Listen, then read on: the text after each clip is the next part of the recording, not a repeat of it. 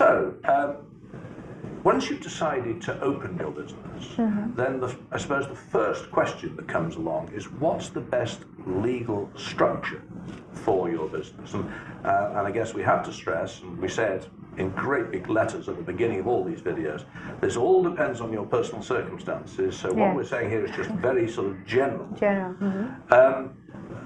But there are various different ways in which you can do business in Spain, aren't they? From representative office through to having your own company here. Can you just explain what those are? For example, what is a representative office and when does it make sense to have one? A representative office is an office that you open here in Spain when you have your business abroad. And what you want to do here is simply have an office for getting clients, for example, or publicity, or doing some marketing.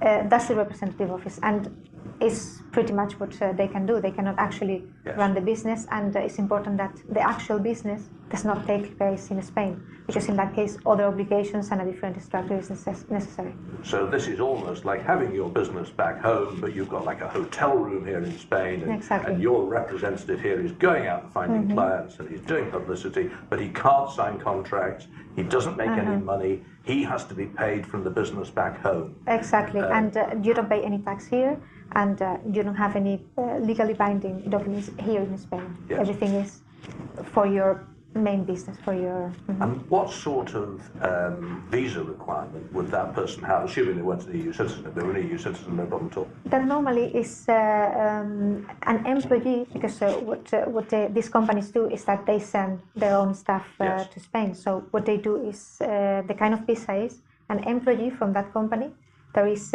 temporarily sent to Spain. Or, of course, you could employ a local Spanish person to do that, and then, but you would be contracting them from Canada, shall we say, and then you would be paying them from Canada. Yes, that's correct. Okay, so that's the representative office. Quite a number of businesses start that way, but in my experience, very quickly they move from that to a more permanent presence. So the next opportunity is what, a branch on the Costa del Sol? What happens with the branches, John, is that the structure, the requirements, the tax they pay is very similar to a Spanish company. So it all really depends on whether that's convenient for the company abroad, if that's a tax efficient structure for them or for their group of companies. And that will depend entirely on their personal circumstances. But the basic thing about a branch in Spain is that it is here in Spain, and it pays taxes in Spain, it can issue bills, invoices in Spain, it can receive money in Spain, but it is still structurally a part of your business back home. That's correct.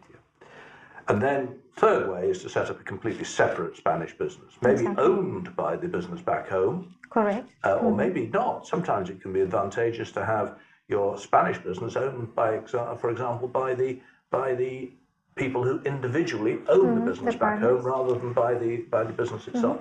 But that is a completely separate Spanish business. Yes, that's correct. And it's taxed independently, and it does anything that any other Spanish business would do. Correct. So that's a big decision, isn't it? Right at the beginning, and it's not always obvious, right at the beginning, you need to decide which of those three vehicles are going to suit you, not just now, but in 5 years' time. Exactly, that's right. And it needs to be looked into properly, and it needs to go into discussion with your advisors here in Spain, with your advisors at home. Yes. Because that initial structure really needs to be properly in place. Because if you get it wrong, in the worst case, the business will fail. In the best case, you will have to stop and start again and waste a lot of money. That's correct. So you really need to get this sorted out very early on. And of course, someone like you is the person to speak to. That's correct. So that's the trading structure, as I call it. And then, of course, you've got the various legal structures. So if you decide you want to open a business in Spain, then you have got various ways in which you can do that, can't you? Yes. You can be self-employed. Self-employed, or you can set up a limited company. Yes. Or you could be a partnership, or you could be even a cooperative in some cases. Yes. But the thing is, the most common are even self-employed if you expect a low level of income, and you want to do this to start with, because it's the simplest structure, it's the cheapest to set up, and the running costs are also cheaper. Yes. But the thing is, if you expect to have a high revenue, and you can have employees as self-employed and rent out premises, almost everything as companies. But the thing is, when you expect to have a high income, it's more tax efficient to have a company. Yes. Because with a company, you can always pay 25% on your profit. As a self-employed, what you're paying is your personal income tax. Which could be as low as nothing, or it could be as high as, what's the maximum rate of tax? 47%. 47%. So it's almost half of your earnings in tax. So if this is the correct way, we will advise you to set up a company. Although, of course, it's worth remembering, isn't it, that if you set up a company, the company pays 25% tax on the profit, but if that company then pays you a salary, then you're going to pay tax on the salary you pay as well. Correct. So again, it's not always a simple calculation. No. And the other factor is, if you're self-employed, you have full personal liability for the failure of the company, whereas, of course, if you have a company, you will have some shield, some limited liability to protect you. Exactly. So this is another issue that needs to be discussed quickly before you get involved in the process of setting up the business. And it's particularly important, isn't it, when you're going to want a visa, because you will have to explain the structure of your company or of your business when you're applying for the visa. So when you apply for the visa, you need to have clear visa structure, because if you're going to do it as a business, you need to do a business plan. Everything has to be prepared around that initial idea. Yes. And as getting this visa can take long, it's better to have everything properly set up from the beginning. So this is maybe a difficult question, but if I came into your office tomorrow and I said, look, can you just tell me, is it going to be best for me if I do a branch office or a representative office? Is it going to be best for me if I do a limited company or self-employed, or sole trader? Just for that advice, how much is that going to cost, and how long is it going to take? My advice, if I have a meeting with the clients, we normally don't charge anything for that. Cool. That's an initial meeting. Does Miguel know this? Yes, he does. Actually, normally he's the one that does the first meeting with clients. But take into account that most of our clients are already clients of our firm. Yes. So we don't charge them for this meeting. Yeah. We're going to charge them for setting up the company, in case it is, or setting up their self-employed. We charge for the service that we are actually. So really, then, this preliminary advice, which is really important, could well be free. Well, it depends. I mean, if you're not a client of Manzanares and you we don't know you, and what you really need is just that advice, and we're going to do a 2 hours meeting. Possibly there will be some charges, but it's not going to be a ton of money, is it? No, it's going to be what, 200-300 euros, something like that. Exactly. So it's worth it. Well worth doing.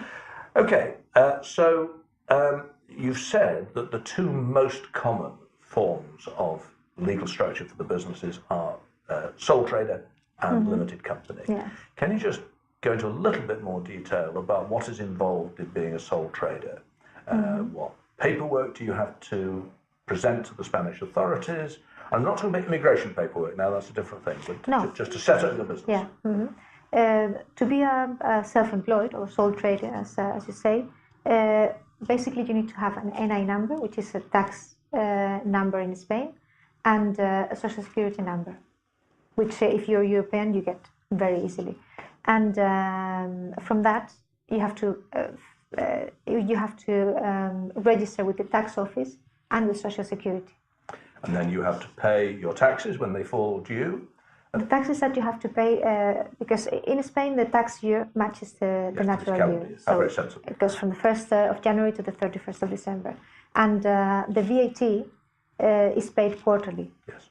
So your taxes are paid annually, your VAT is paid quarterly, and social security, is that paid monthly? It's paid monthly. Yes. And it's normally it's around 270 euros, which you pay monthly. As a self-employed person, whether you make any profit or not, you have to pay 270 euros a month to cover, and that covers your health care, sending your children to school, and all of these other things, the old age pension and everything else. Exactly. If you start a small business as self-employed and you only make a small profit, how much profit can you make without having to pay any tax? Well, It depends, because the problem is that, well, not the problem, but the issue is that you are going to pay personal tax on everything you have. Yes. So it's not only on the Of course, on the because you may business. have income from other. So perhaps a better question then would be, what is the lower lower limit where you don't pay any tax? Depends on the circumstances, I suppose. It's difficult to say. Yes. We never like to give percentages, because it's very difficult to say. You really need to look into whether you've got children and exactly. Yes. Exactly. Okay. So corporate tax is very clear, because Yes. corporate tax is completely separate from your private life. But personal income tax, it depends on so many factors that we never like to give percentages. But the reality is that if you come here and start a very small business and you don't make very much money, you'll have to pay your 270 euros a month social security, but you may well pay little or no tax in Spain. This is correct. It depends also on because your profit is calculated, I suppose, like in other countries, is your income minus your expenditures, yes. and that's your profit. Yes. So if you have, you're running your business, normally you're going to have high expenditures, yes. especially if you're starting with, yes. and you will have little income. In that case, you're not going to pay any tax on profit. You always pay the VAT, because the VAT is always 21%. On sales, so that's regardless you're earning more or less. Yes. But the personal tax, you're not likely to pay if you don't have profit. And it's worth mentioning for our viewers who are not from Spain and who are from countries where this operates differently. In Spain, you pay VAT 21% on every single penny, every single dollar of income you get. In some countries, there is an allowance, so you don't have to pay VAT on the first 100,000 euros, but not here. Not the case of Spain. 21% from the very first day you open. Yes. So this is quite attractive, isn't it, for someone who is wanting to open a small business? You've got a bit of personal tax to pay, you've got a limited amount of social security, but you get all your medical care for that. For you and your family. And it's straightforward, simple, very little paperwork. Yes. Okay, let's then turn to opening a limited company. What's the advantage of owning the limited company? You separate your personal life from your business. Yeah. If you are self-employed, a sole trader, you are completely liable for, and you have to answer with your personal assets for anything that goes wrong with your business. As a limited company, that's separate. So you're not going to have to answer with your own assets for anything that goes wrong with the company. Yes. The company is a different person from you. It has its a own legal personality. Legal entity, exactly. Yes. So it's completely separate. And you set up the company, you own the company, you are the shareholder in the company, and you may work for the company, or you may just simply employ other people to work for you.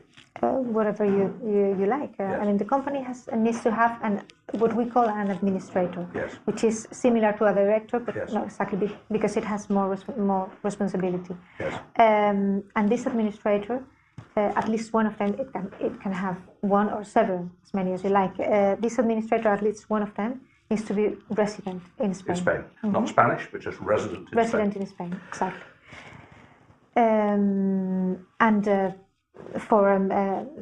That company can hire people, can operate, can do anything they like, and you can be the administrator or not. Yes. You can appoint a different person for the administrator. And so that company will pay 25% tax on its profits, and then when it makes that profit and sends the money to you, then that income is part of your taxable income. Exactly. So whatever other income you have will be added to it, and then you'll pay tax at the appropriate rate. Right. And similarly, if you work for the company and the company pays you a salary, again, that's your personal income, and that'll be taxed personally in your Yes, hands. that's correct. Is it cheaper to take profit and not to be paid for your work, or is it cheaper to work and not to have as much profit? It's not a matter of being cheaper or more expensive. In the end, you're going to have to pay personal tax on your income, the income that you personally So receive. it's the same. It's not the same, because if you get a salary from your company, that's an expenditure for the company. Yes. So it's going to reduce the company profit. Yes. If Yes. you receive that money as dividends, which is the way in which shareholders Yes. receive the money, that's not going to be an expenditure for the company. So the company will pay more tax, and you will pay exactly the same tax as whether you received it as income. So Exactly. yes. We've talked, of course, about companies here. In Spain, there are two main types of companies: the small company, the SL, and then the big public company, which has shares traded on the stock exchange, which is the SA. We're talking about small SL companies now, aren't we? Bigger companies are a completely different situation. So, which is the most common choice for your clients? Well, it all depends on their circumstances, but they normally decide to go for a company because all of the reasons that we talked about. Yes.